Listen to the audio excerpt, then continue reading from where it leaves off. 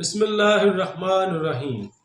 अस्सलाम वालेकुम दोस्तों, उम्मीद करता हूँ कि आप तमाम दोस्त खैर से होंगे। जी तो दोस्तों, आज हम बात करेंगे सऊदी अरब में विज़िट वीज़ा वालों के हवाले से, जो उनको वीज़ा मुद्दत बढ़ाने की जो मोहलत दी गई है उस हवाले से आपके साथ तफसीलात शेयर करेंगे। वीडियो को एंड तक देखिएगा ताकि मुकम्मल मालूमात अब तक पहुँच सके। शुक्रिया। जी तो दोस्तों, सऊदी हुकूमत ने विज़िट वीज़ा की मुद्दत ख़त्म होने वाले गैर मुल्कियों को बड़ी सहूलत देते हुए 1 माह की इजाफी मोहलत देने का ऐलान कर दिया है। सऊदी हकाम के मुताबिक ये फ़ैसला कल 27 जून से नाफिजुल अमल हो गया है, जिसके तहत वो अफराद जिनका विज़िट वीज़ा ख़त्म हो चुका है वो फ़ीस और वाजिबुल अदा जुर्माने की अदायगी के बाद कानूनी तौर पर 1 माह की तोसी हासिल कर सकते हैं।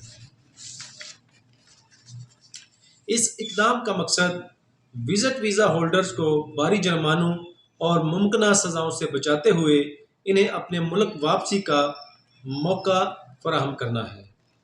सऊदी वज़ारत दाखिला ने वाज़ेह किया है कि इस सहूलत से फ़ायदा उठाने वालों को मुकर्ररा वक़्त में कार्रवाई मुकम्मल करनी होगी, बसूरत दीगर कानूनी कार्रवाई की जा सकती है।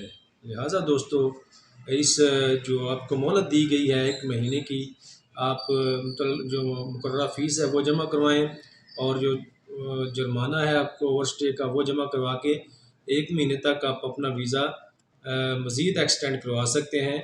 और इस दौरान आपको वापसी के लिए भी अपना बंदोबस्त करना होगा, क्योंकि अगर आप मुकर्ररा मुद्दत के अंदर वापस नहीं आते तो आपके खिलाफ कानूनी कार्रवाई भी हो सकती है और भारी जुर्माने भी हो सकते हैं।